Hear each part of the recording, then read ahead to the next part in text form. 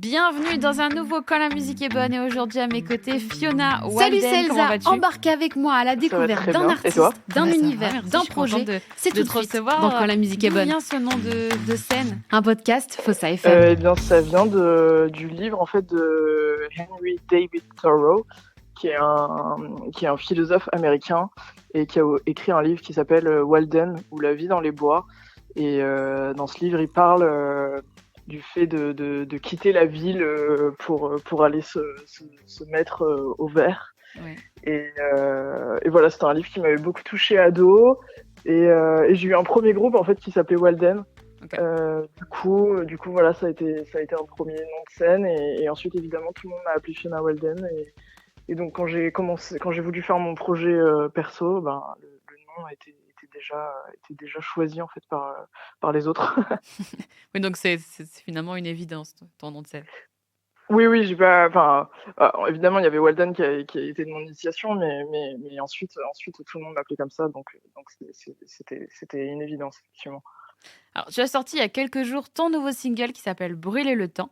Alors, on va évidemment en parler, mais avant ça, j'aime commencer cet échange en demandant quel est ton plus lointain souvenir lié à la musique?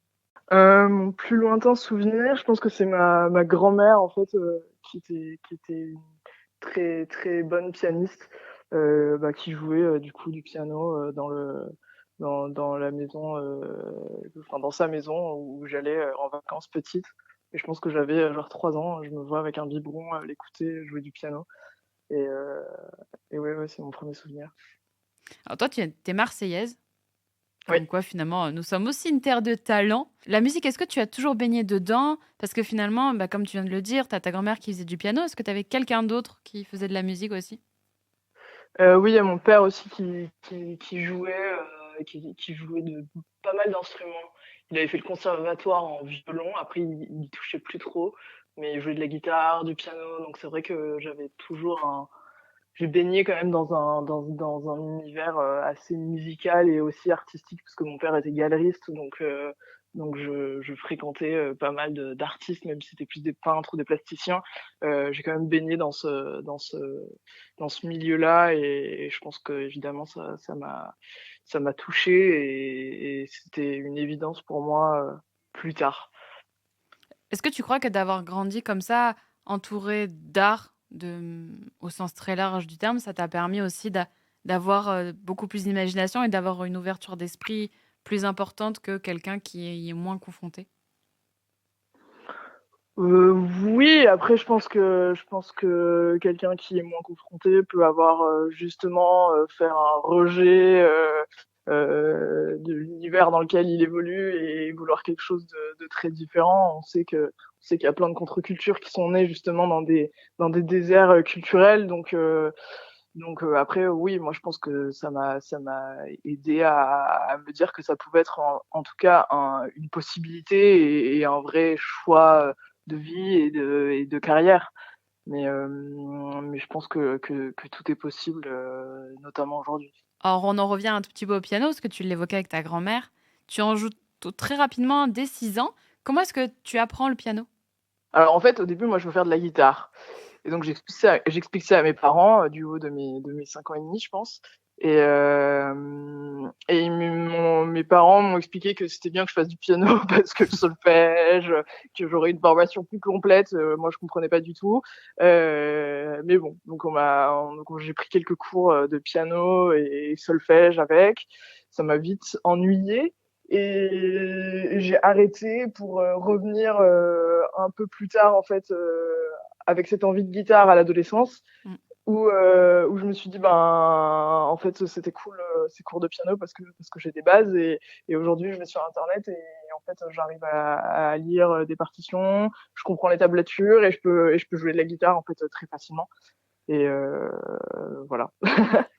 Est-ce que tu as un conseil justement pour celles et ceux qui nous écoutent? Parce que c'est vrai que la guitare, c'est un instrument qui attire plus facilement parce que tu peux te déplacer avec plus facilement qu'avec un piano, hein. Est-ce que tu as, quelques morceaux ou un morceau que tu conseilles à celles et ceux qui débutent? La guitare, je crois que la base, c'est un peu Wonderwall de Oasis. Ce genre de morceau hyper simple à jouer et en même temps assez assez joyeux et on est assez fiers de soi, je pense, quand on réussit à le jouer, parce que c'est un tube et tout le monde le connaît. Mais oui, après, je pense qu'aujourd'hui, en fait, il y a des vidéos sur YouTube qui déconstruisent chaque accord et qui permettent de jouer assez rapidement si on est assidu et qu'on le veut vraiment. Donc ouais, il y a plein de possibilités sans avoir une formation plus classique de jouer d'un instrument. Piano ou guitare d'ailleurs, ou basse ou même batterie. On parle d'instruments avec le piano et la guitare, mais toi, à quel moment tu prends conscience que ta voix, c'est aussi un instrument? Je pense quand j'ai commencé à monter sur scène avec mon premier groupe, où je vois que je commence un peu à toucher des gens et que oui que les gens qui font des chœurs avec moi me disent ouais en fait nous on n'est pas forcément utile, enfin tu peux exister toute seule et au début j'avais besoin d'avoir d'autres gens avec moi qui me soutenaient et oui au fur et à mesure j'ai compris que ça pouvait toucher des gens. Après c'était pas j'ai pas pris de cours de chant pour le coup et enfin j'en ai fait par la suite quand j'avais fait le chantier des Franco et c'était très intéressant, mais j'ai pas eu de formation classique en tout cas en termes de chant et je pense que c'est pas plus mal dans un sens parce que enfin j'ai quelque chose de enfin je chante en tout cas de manière très instinctive et je le fais toujours aujourd'hui, c'est pas du tout je pense que enfin j'aurais peut-être eu des tics que j'aurais pas eu, il aurait fallu que je m'en défasse si j'avais une formation plus classique sur le chant, ce qui peut parfois arriver en tout cas sur le chant moins je pense sur la pratique d'un instrument. Et du coup, tu parles de ton groupe Walden. Comment est-ce Mhm. que il est né? Raconte-nous un petit peu.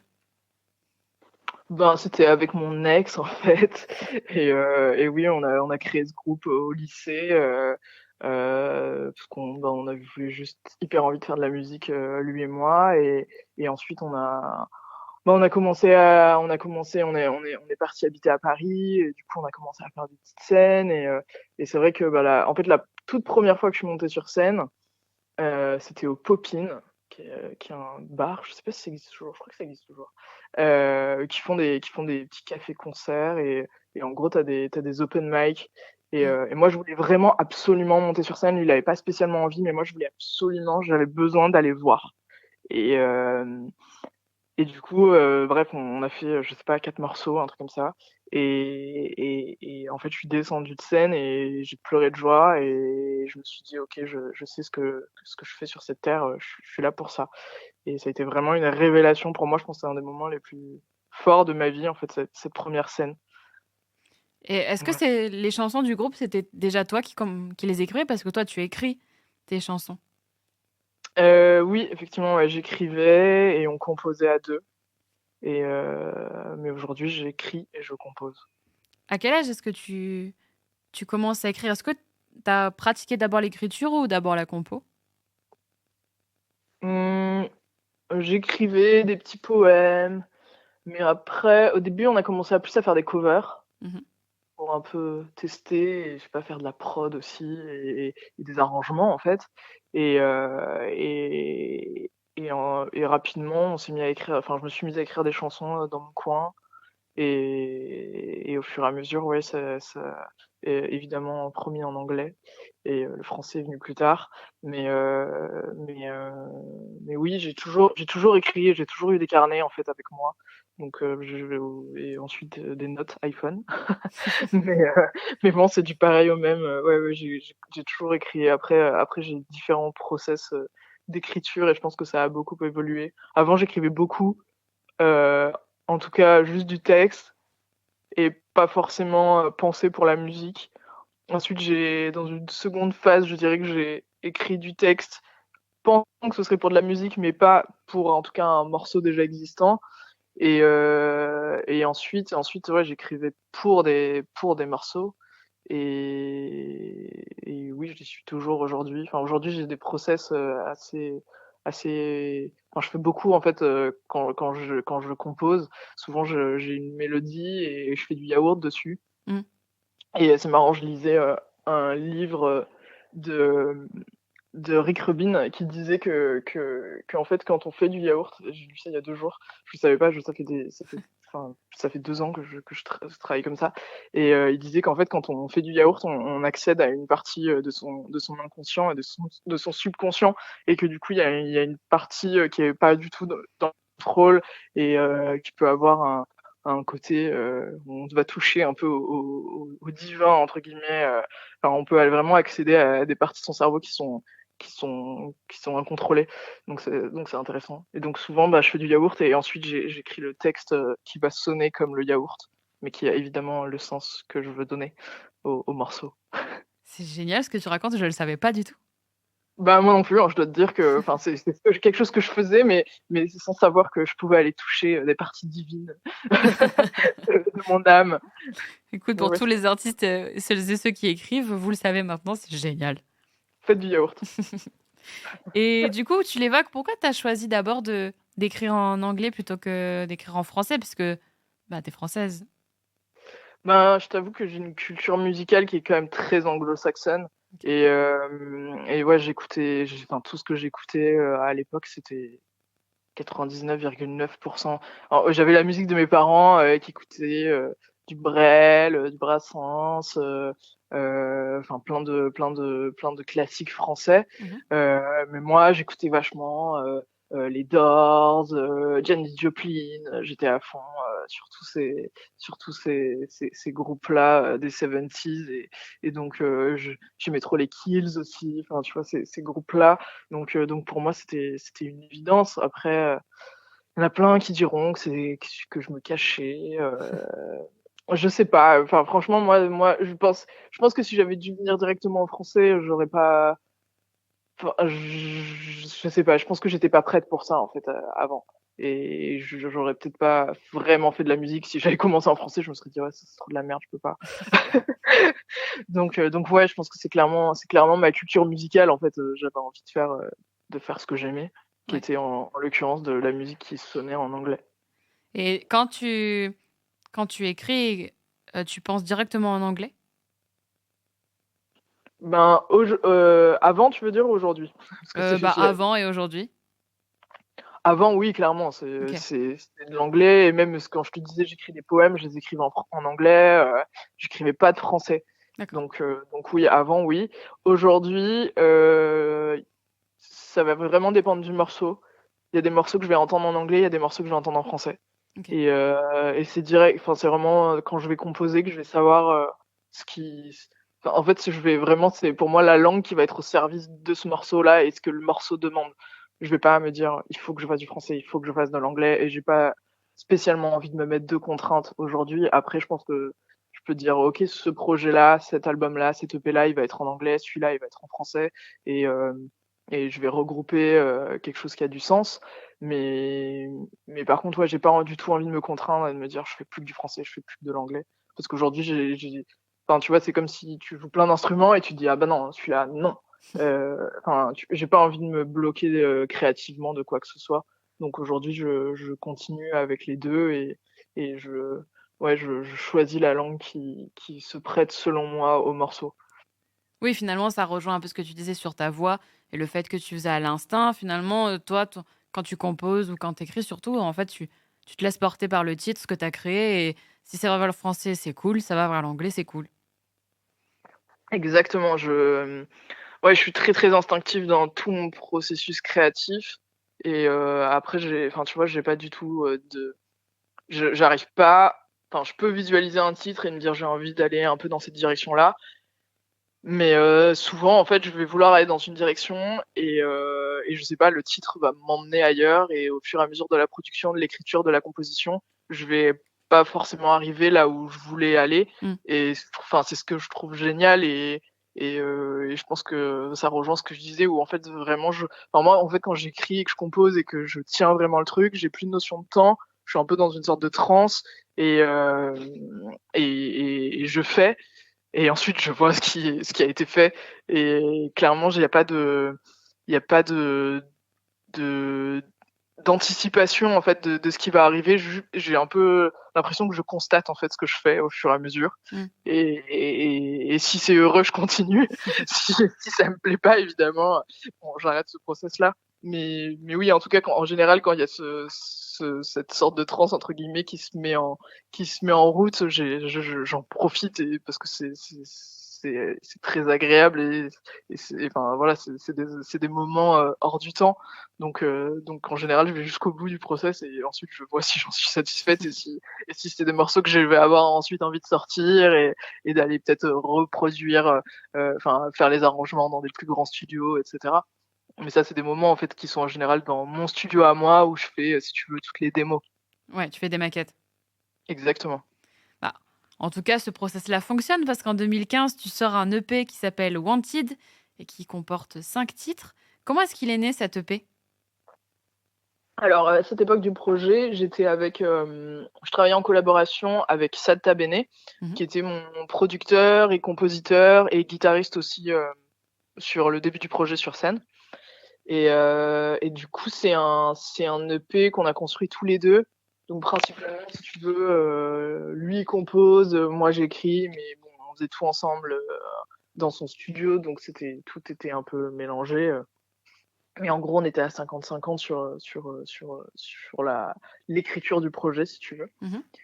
Et oui, du coup, c'était un projet qui me ressemblait à l'époque, mais qui lui ressemblait aussi. Donc, je pense que c'était une partie de moi, mais il y avait clairement une partie de lui dedans. Donc, c'est un projet qui était top, mais voilà, qui était dans un univers folk, avec des mélanges de musique plus électronique. Il y avait pas mal d'inspiration des western spaghetti, donc des Ennio Morricone, des choses comme ça, assez orchestrées. Et ce pourquoi mon projet a évolué aujourd'hui, parce que effectivement on composait à deux avant. Donc déjà j'ai moi-même évolué, mais ensuite le fait d'être seul, ça change aussi la donne. Parce qu'il y a moi à 100% et plus moi à 50% sur l'écriture du nouveau projet, en tout cas. Et pour ce premier EP, en tout cas, on te comparait à Patti Smith. C'est quand même incroyable. Ah oui, c'est assez génial. C'est beaucoup ressorti cette comparaison. Et ce qui est marrant, c'est que moi, je m'étais pas trop intéressée avant à son travail, à Patti Smith. J'étais plus team Janis Joplin. Et bon, évidemment, je connaissais ses tubes, mais j'étais pas allée vraiment deep down dans son projet à elle. Et en fait, quand on a commencé à me comparer, bah évidemment, je me suis penché sur son cas qui est plutôt hyper intéressant. Donc oui, c'était cool. Je continue un petit peu à faire le tour de ton parcours. En 2017, tu fais partie, et tu l'as évoqué, de la sélection du chantier des Franco, dont tu as fait partie, entre autres, Juliette Armanet ou Thérapie Taxi. Alors, je cite que, parce que là, vous étiez 16, c'était quand même... vous êtes beaucoup. Est-ce que tu peux nous parler un peu de cette expérience au chantier des Franco? Parce que tu le disais, par exemple, tu as eu des cours de chant. Alors, le chantier des Franco, en gros, tu pars... donc, tu es sélectionné et tu pars, en fait, une semaine à La Rochelle, là où il y a les Francopholies de La Rochelle, faire une semaine de training. Donc il y a plein de cours. Donc tu as des cours de chant, des cours scéniques où tu fais ton live et tu as un coach scénique qui te donne des conseils sur comment te bouger, comment te placer, ce que tu devrais plutôt faire à ce moment-là, sur ce morceau, parler entre les morceaux. T'as ça, t'as même un psy, entre guillemets, enfin un coach plus de vie et de carrière. Donc c'est très complet, il y a plein d'intervenants. C'est intéressant parce qu'en général, tu pars avec 3 groupes. Et donc tu confrontes aussi aux personnes qui sont là. Et donc t'es un peu en immersion pendant une semaine, donc t'accumules énormément d'informations pendant cette semaine-là. J'ai fait 2 semaines, je crois. À chaque fois que je suis revenue, j'avais une grippe et tout parce que j'étais trop épuisée. Parce que c'est hyper intense parce qu'après, t'as 1 mois et demi de digestion d'informations et de voir aussi ce que t'en fais parce qu'évidemment, tu reçois plein de conseils de plein de monde. Après, est-ce que tu les écoutes ou pas? L'idée, c'est après que parce que bon, si t'as un coach scénique, par exemple, qui te propose des choses, Oui. c'est évidemment ton choix de suivre ses propositions ou de se dire bah non, en fait moi ça me correspond pas du tout, je me vois pas du tout faire ça. Donc voilà, il y a plein d'éléments et d'intervenants hyper intéressants et voilà. Et ensuite au moment des Francopholies, t'as un concert, mais moi je l'ai fait sur 2 ans en plus le chantier. Et donc j'ai joué 2 années d'affilée au Franco, ce qui était très cool. Et j'ai même fait la grande scène des Franco à la fin. Donc c'était une super expérience, hyper intéressante, formatrice. J'ai vraiment, moi j'ai vraiment adoré. Je sais qu'il y a des artistes qui sont moins intéressés par ça, mais moi, voilà, si en tout cas. Après, je pense évidemment que ça dépend des intervenants que tu as, et comme ça change à chaque session, c'est difficile aussi de comparer plusieurs expériences, mais pour moi, c'était super. Oui, parce que finalement, il vous donne un bagage qui est quand même assez important, et après, tu en fais ce que tu veux, tu l'adaptes aussi à ce que tu as tes envies et vers quoi tu tends dans ton univers, quoi. Ouais, absolument. Et en plus, après, au-delà de ça, c'est une super visibilité. Tu vois, le chantier des Franco est clairement regardé par tous les pros, donc t'as tout le monde plus ou moins du milieu de la musique qui identifie ton projet directement quand tu rentres dans le chantier. C'est comme en gros, t'as le chantier des Franco, t'as les Zénith de Bourges, c'est tous ces tremplins entre guillemets. Mais oui, après les Franco, le chantier des Franco, en tout cas, pour moi, c'est un peu une grande famille et il y a un côté très familial quand t'es là-bas et c'est hyper agréable et très bienveillant en fait. Donc il y a pas de raison d'en faire un rejet ou quoi que ce soit parce que les gens ils sont juste là pour t'aider et donc ouais, moi je trouve ça vraiment top. La même année, tu sors également le titre Shut Me Down, qui est un single qui ne figure sur aucun album. Avant d'en parler, je te propose qu'on l'écoute et qu'on en parle après. Ok.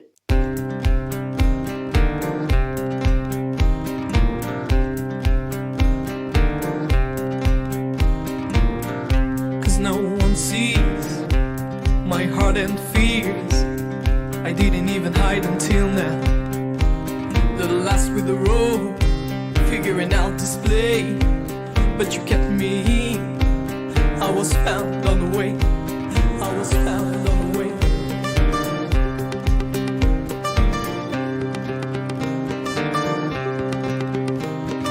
Let's go now when a cold sun rises. Will I let you shoot me down? What if I am falling? You will let me fall down. Catch me when I'm hiding. Will I let you shoot me down? What if I am falling?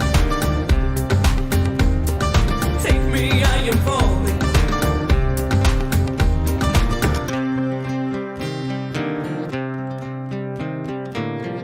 When my head is on fire, I just wanna know when it stops. When walking alone in the darkest place, I open my eyes and see my soul on its way. See my soul on its way.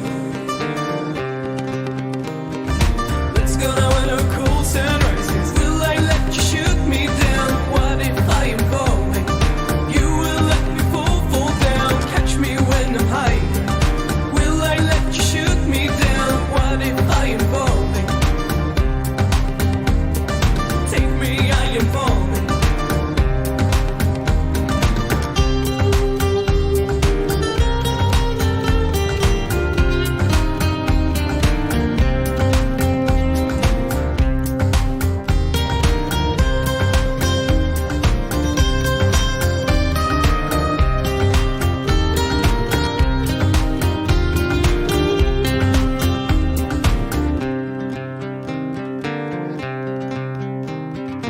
Let's go now when the cool sun rises. Will I let you shoot me down? What if I am falling? You will let me fall down. Catch me when I'm hiding. Will I let you shoot me down? What if I am falling? Take me, I am falling.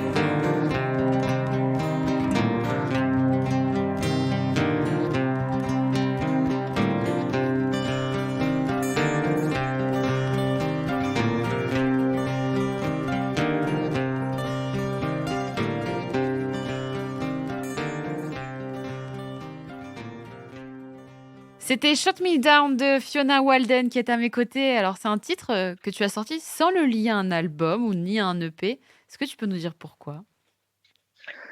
C'était un single que j'ai sorti en fait au moment des Franco. On avait envie de le sortir depuis un petit moment. Et c'était un single qui aurait pu être le premier single de l'album qui serait venu derrière, mais sauf que j'ai décidé, enfin en fait j'ai pris un peu de recul suite à tout ce qui était en train de se passer. Ça bougeait pas mal, il y avait une petite hype comme on dit autour du projet à ce moment-là, et j'ai pris un peu de recul et je me suis rendu compte que j'étais plus trop aligné avec ce que je voulais faire et avec ce que j'étais en train de faire en tout cas artistiquement. Et voilà, comme je suis quelqu'un de très entier, j'ai voulu prendre un peu de recul, donc j'ai pris ce recul et donc c'était en 2018. Mhm. Et c'est un moment où j'ai quitté Paris. J'ai recommencé à composer plus toute seule pour la première fois. Et bon, après il y a eu le Covid qui est vite arrivé. Plein de choses se sont passées. J'ai perdu des êtres chers. Il y a eu pas mal de choses qui sont passées aussi dans ma vie perso qui ont été un peu compliquées. Mais voilà, moi ça m'a permis aussi d'accumuler des choses que je pense que je ressors aujourd'hui. Mais voilà, c'était donc ce single qui est sorti un peu tout seul avant que je renaisse de mes cendres plus tard. Et durant ces années aussi, tu fais du sound design, tu fais un voyage avec le sound design. Avant de m'expliquer ce que tu as fait, est-ce que tu peux expliquer ce que c'est le sound design ?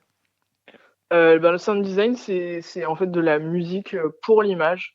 Donc c'est souvent pour des pubs, principalement pour des pubs ou pour des films. Et en fait, c'est vraiment, on crée de la musique au service de l'image cette fois-ci. Donc c'est bien souvent des commandes. Donc c'est pas, tu ne crées pas une chanson juste pour la beauté de j'ai envie de verser mon âme dans un morceau.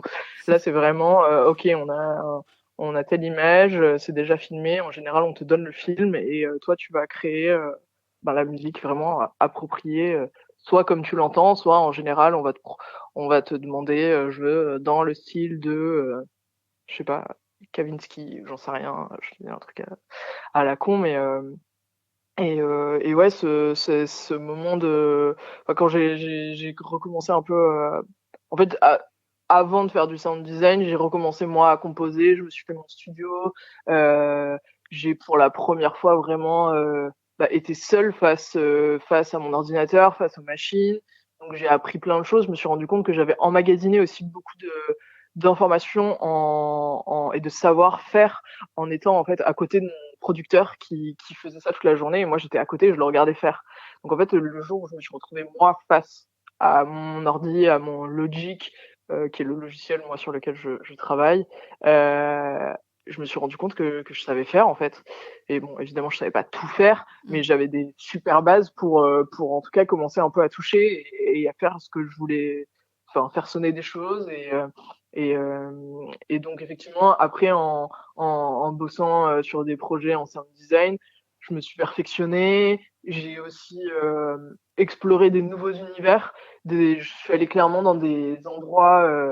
Enfin, tu vois, je sais pas, par exemple pour Givenchy, j'ai enregistré une perceuse et une ponceuse. Wow. C'est pas des choses que j'aurais fait normalement sur mon projet à moi. Mais voilà, ça m'a permis de m'amuser, d'aller dans des endroits dans lesquels je serais pas forcément allé et d'explorer. Et bah forcément, ça m'a ouverte à plein de nouvelles sonorités, et notamment des sonorités plus électroniques. Et après, moi, en parallèle, j'ai écouté aussi, je me suis mis à écouter beaucoup de hip-hop, beaucoup de musique très pop, et je me suis vraiment délaissé de ce côté folk, 70. J'écoutais plus du tout ça. Mm. Donc c'est vrai que bah, forcément, t'as ce voyage un peu exploratif qui est complètement chamboulé par ses influences, deux, par ses recherches, ses commandes, et c'est pourquoi je pense que mon style a complètement évolué. Après, honnêtement, je sais pas, j'ai un titre qui s'appelle Call Heart qui est sur mon premier EP. Pour moi, ce que je fais aujourd'hui, on n'est pas non plus à 10 milliards de kilomètres de ce titre-là. Pour moi, c'est plus c'est plus ou moins Call Heart, mais en 2024. Donc, je pense que le lien, ça reste aussi ma voix. Et après, c'est plus la partie production qui a clairement évolué. Mais, euh, mais oui, le sound design, ça a clairement joué sur cette évolution esthétique. Et est-ce que tu te sers un peu tu disais que tu avais enregistré des perceuses et tout. Est-ce que tu t'es servi de ça pour le nouveau projet? De ma perceuse, non. Par contre, ouais, bien sûr, j'ai appris beaucoup en fait en travaillant. Et je pense que honnêtement, moi, je sais que j'apprends à chaque fois que je fais un nouveau morceau. Je vais apprendre des nouvelles choses parce que je vais explorer en fait des nouvelles sonorités à chaque fois. Je vais jamais réutiliser ce que j'utilise. Alors évidemment, par exemple, tu vois, j'ai un kit de batterie que j'utilise en général pour que au final j'ai une cohérence dans mon son. C'est comme si j'avais un batteur, sauf que comme c'est de l'électronique, et ben j'utilise un peu toujours le même kick, par exemple, ces choses-là. Mais oui, je vais tout le temps, je vais passer des heures à essayer de chercher des sons, et donc je pense que chaque morceau va m'apprendre et va me faire évoluer et va forcément me servir sur les prochains. Donc oui, ça a été très formateur. On parle de ton nouveau projet. Il a commencé à être dévoilé fin novembre 2023. Tu sors un nouveau titre qui s'appelle Parties. Alors, c'est toujours en anglais, mais avec une nouvelle Fiona, avec un peu plus d'électro, c'est ce que tu disais. Est-ce que c'est toutes ces expériences-là qui finalement ont... Est-ce que tu as l'impression d'avoir un petit peu plus trouvé la couleur de ta musique, en tout cas de ton projet, de ce qui te ressemble aujourd'hui? Alors ce titre, c'est un titre que j'ai travaillé. Du coup, bah moi, j'ai fait ma démo toute seule dans mon coin. Mhm. Et ensuite, ce titre, c'est aussi une collaboration, notamment avec Gaëtan de Pony Pony Run Run, qui a beaucoup participé à ce morceau. On a réécrit ensemble une ligne de basse. On a vraiment retravaillé toute la production. Donc ça a vraiment chamboulé l'esthétique du titre. Et on a aussi travaillé, enfin j'ai aussi travaillé avec Apollo Noir sur ce titre-là qui est plus ou moins le réalisateur de mon album et qui travaille, qui m'accompagne en tout cas sur tous les morceaux. On fait ensemble tous les sons définitifs. Et du coup, effectivement, ce morceau se rapproche de mon esthétique, mais c'est aussi une vraie collaboration. C'est pas un featuring, mais presque. Pour moi, c'était un premier pied à l'étrier de ce nouveau projet. Mais, euh, mais oui, je pense que j'ai trouvé mon son. Après, le son peut toujours évoluer. Hein. C'est l'idée, on évolue constamment. Bah, de toute façon, avec ce que tu dis aussi, à chaque fois que tu parles, quand on voit ce que ton parcours, tu le dis toi-même, tu as appris plein de choses, tu es curieuse de beaucoup de choses. Il y a beaucoup de choses que tu fais aussi par toi-même, même si tu t'entoures de d'autres personnes pour t'aider à aboutir et à arriver aux projets qu'on connaît et qui sont sortis sur les plateformes. Mais il Et tu as déjà aussi une énorme évolution de tes débuts à aujourd'hui, quoi. Tu l'as dit, tu t'es entouré de personnes comme Apollo-Noir et Gaëtan. Comment est-ce que vous êtes rencontrés? Gaëtan, on s'est rencontrés par des amis communs et on a très vite accroché. Et c'est vrai que Gaëtan, il est resté, il a eu toujours un œil sur mon projet, notamment sur ma période en pause entre guillemets où je faisais du sound design et que j'avais rien sorti. Il était toujours là, il m'a toujours poussé, il me disait fais-moi écouter des démos, etc. Donc il était là et il m'a toujours dit je voudrais faire un truc sur ton nouveau projet, je sais pas ce que c'est, mais il faut qu'on collabore sur un truc. Donc effectivement, c'était aussi un peu un clin d'œil à tout ça de sortir le titre en premier parce que il y avait une partie amicale, affect qui était voilà, lui rendre aussi un peu l'appareil de son accompagnement entre guillemets et de son œil bienveillant sur ce que j'ai produit pendant ces années-là. Et Apollo Noir, en fait, au moment où je commençais à avoir pas mal de démos et que ça ressemblait à quelque chose, ce que j'avais entre les mains, je me suis dit que j'avais envie de confronter ça à l'œil d'un producteur et à l'oreille même d'un producteur, et aussi de commencer à réussir à avoir des vrais sons définitifs, parce que moi voilà, je produis, mais j'aime collaborer avec des gens et après j'ai un studio, mais j'avais envie d'avoir des super sons définitifs, avoir accès à des super machines, des synthés de ouf, etc. Et donc ouais, j'ai commencé un peu à regarder les producteurs en France qui touchaient à des projets que j'aimais bien. Et c'est vrai que le nom d'Apollo Noir est revenu plusieurs fois parce qu'il avait travaillé sur le premier album de Silly Boy Blue que j'avais beaucoup aimé. Il avait travaillé avec Bagarre, il avait travaillé avec Jeanne Dead, et j'aimais aussi son travail en tant qu'artiste avant tout. Et donc quand son nom est revenu, parce que je savais pas qu'il faisait de la prod, je connaissais son travail d'artiste. Et là je me suis dit bon ok, je vais le contacter, donc je lui ai fait un DM sur Instagram en lui envoyant mes démos au culot. Et en fait très rapidement il est revenu vers moi et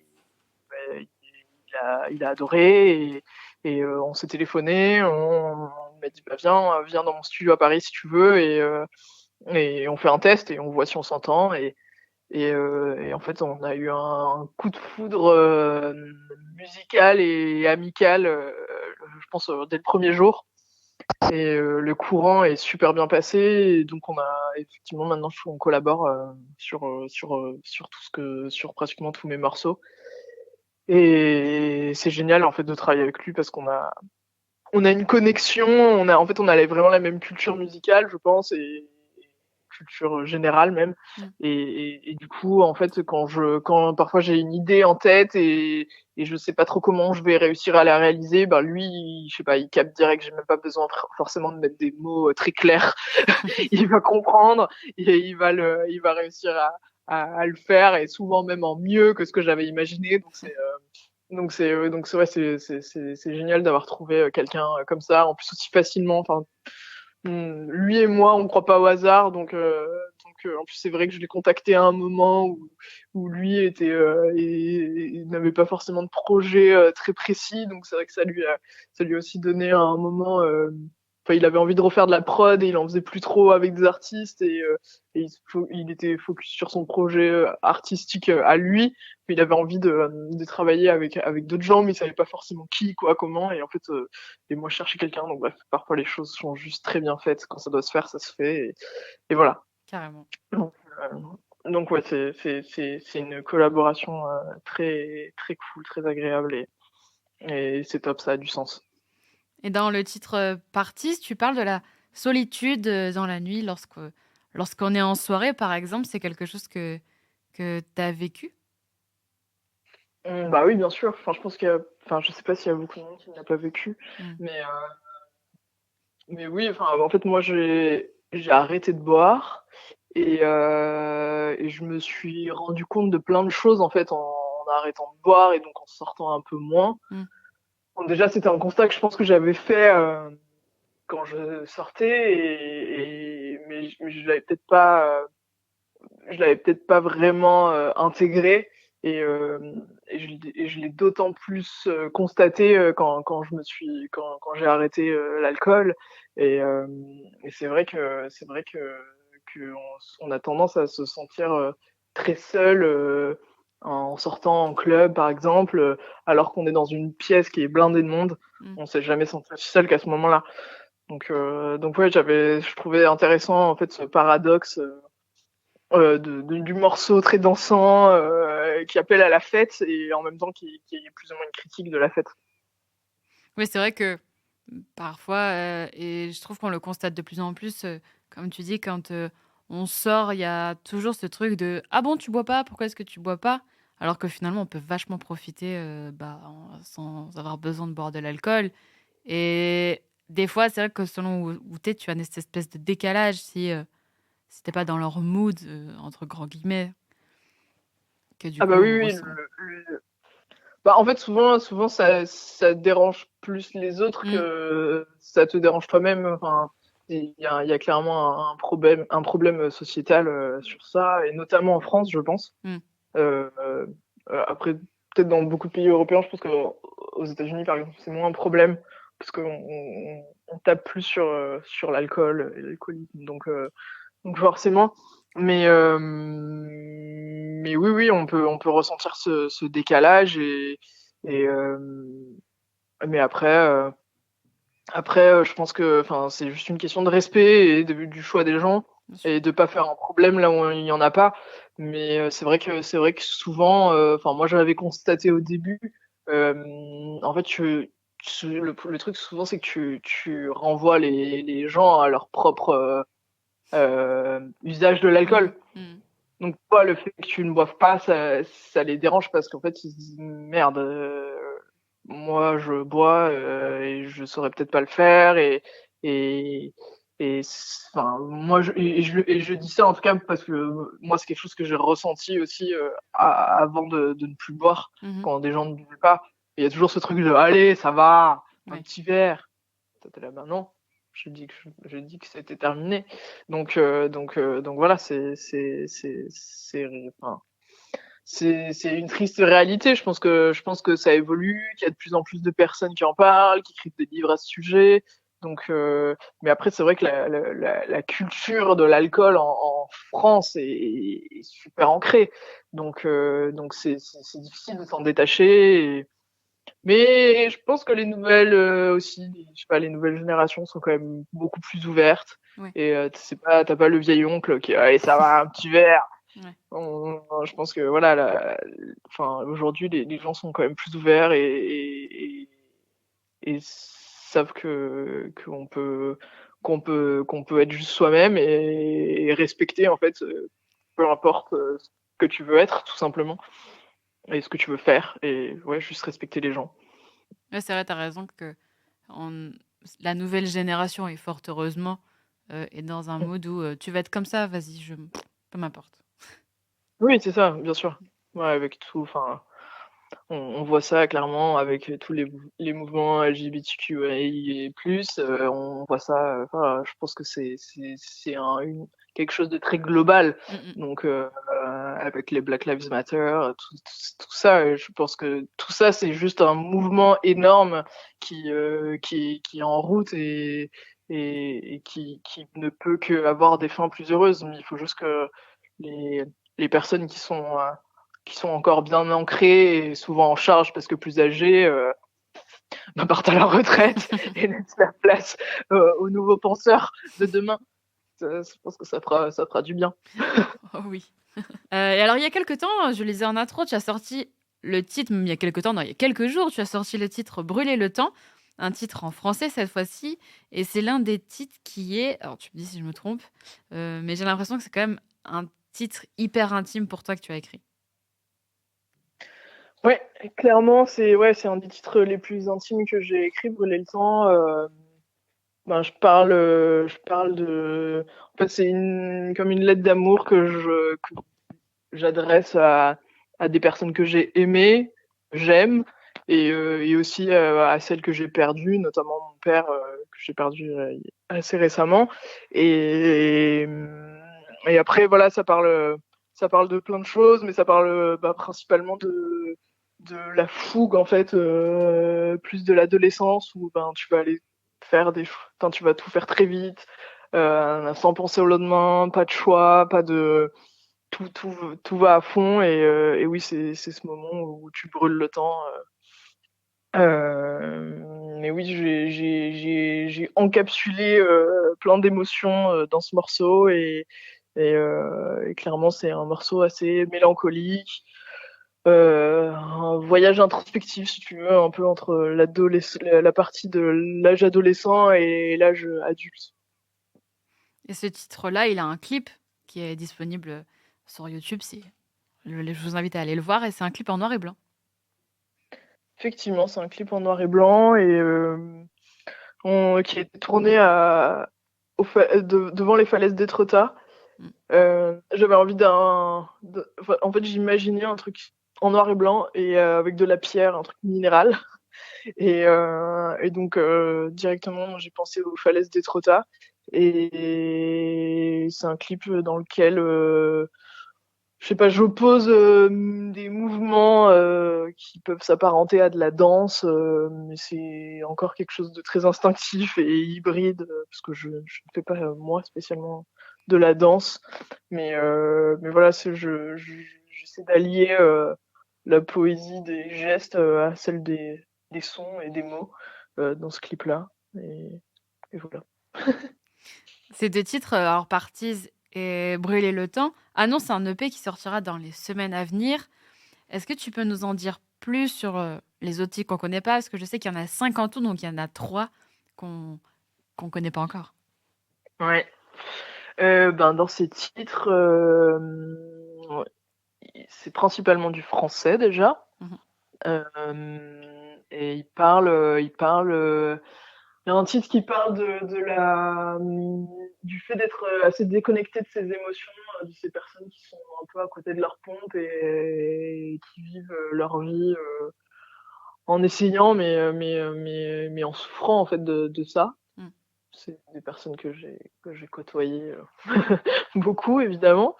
C'est pourquoi j'en parle. Il y en a un autre qui parle de la féminité et d'essayer d'être. En fait, ça revient un peu à ce que je disais précédemment, mais en fait d'être soi-même et d'avoir sa propre d'être une femme, mais d'être peu importe quelle femme, et juste d'être soi-même et de rester forte et sans qu'on le critique, et c'est un peu je confronte un peu ces idées-là de féminité sans forcément avoir une image très féminine et ou se sentir très femme d'ailleurs, mais après qu'est-ce que se sentir femme et qu'est-ce que vraiment la féminité, voilà, c'est la question est vaste, mais bref, je soulève un peu toutes ces questions dans un morceau. Et il y en a un autre qui parle clairement je pense, du feu sacré que j'ai retrouvé en écrivant ce nouveau projet, et de l'envie et de l'espoir. Et c'est un morceau très très gai et plein de force et qui est, ouais, très très motivant, entre guillemets. Enfin, en tout cas, moi, qui m'a aidé à me motiver. Est-ce que, par hasard, tu as envie d'écrire sur un sujet et tu n'arrives pas encore à trouver le bon angle, les bons mots ou la bonne musique? Non, pas spécialement. En fait, jusqu'à maintenant, si tu veux, quand j'écris, pour moi, c'est un journal intime. Donc je parle vraiment de ce dont j'ai envie de parler sur le moment, et sans trop le réfléchir. Je pense que je reflète les émotions que j'emmagasine, et c'est sur le moment. Je pense que un artiste, il doit refléter sa société, ce qu'il vit, le moment présent, et, et, et après, sans trop cérébraliser l'histoire, je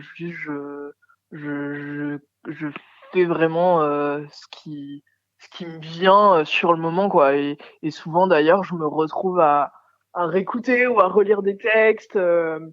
Et en fait, je me rends compte, enfin, j'arrive vraiment à voir mon chemin de vie et ce que j'ai vécu. Parce que clairement, c'est une thérapie pour moi, hein, de faire de la musique, on va pas se mentir.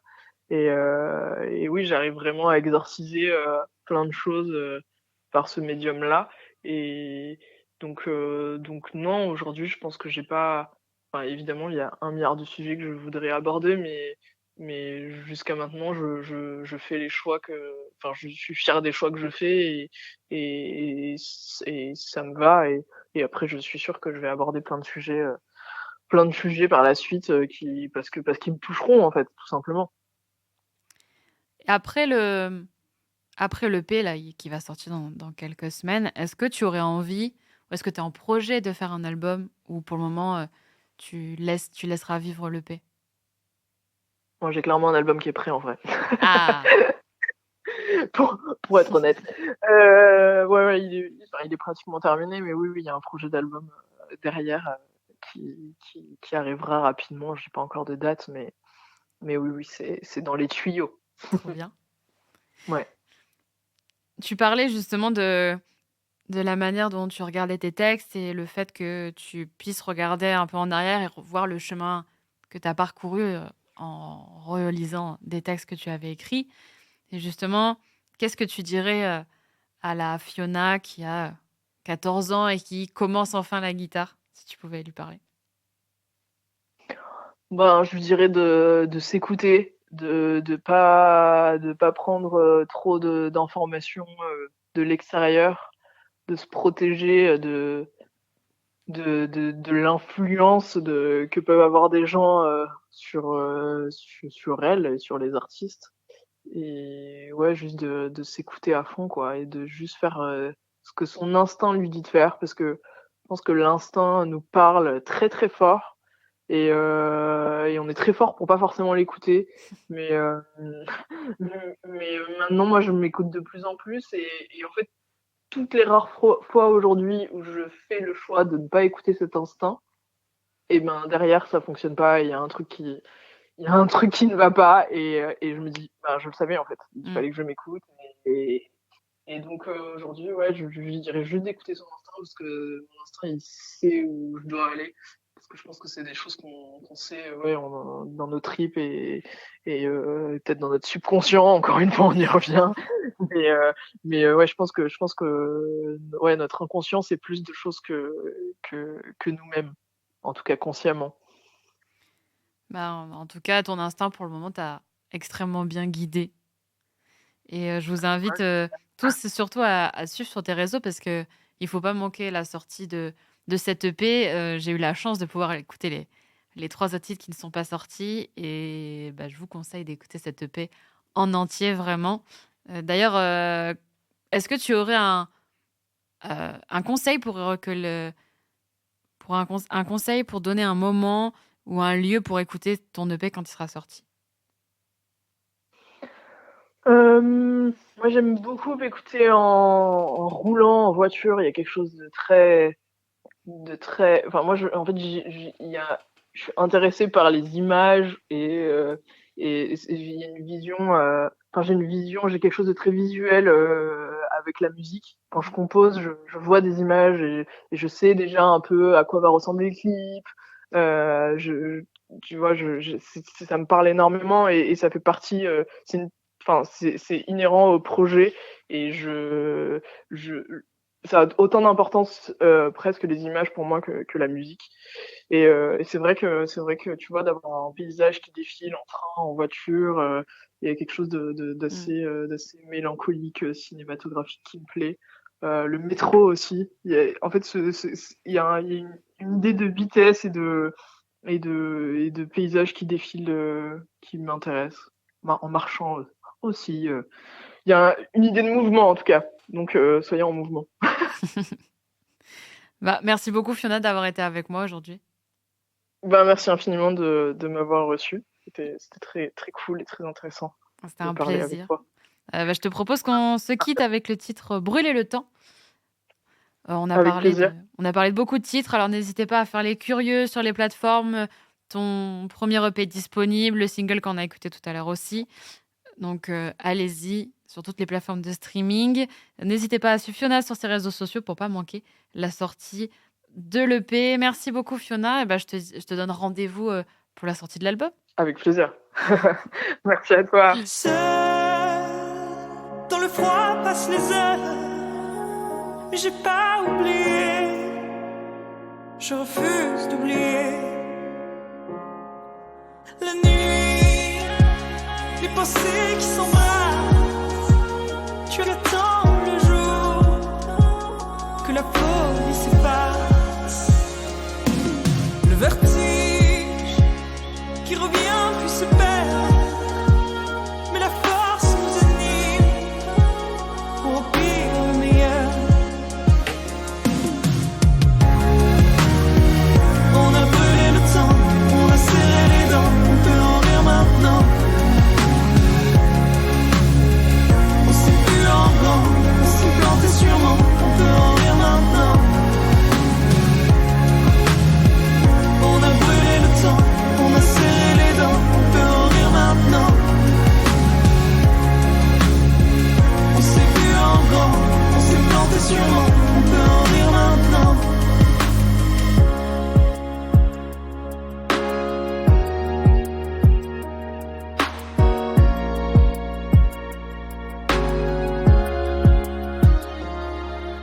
Seul, même si j'aime être seul, je t'ai pas oublié.